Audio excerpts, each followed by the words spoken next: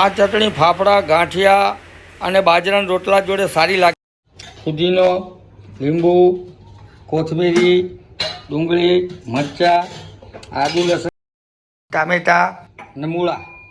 હવે આપણે મિક્સિંગમાં પેસ્ટ કરશું. મૂળા નાખી દેવાના મિત્રો અંદર.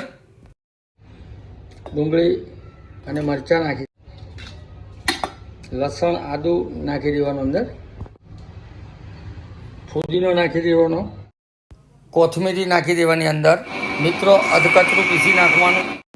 પીસાઈ જાય એટલે ટામેટાં નાખી દેવાના અંદર. માપસર મીઠું નાખી દેવાનું. 1 ચમચી ખાંડ, બધું લીંબુ નીચવી દેવાનું અંદર.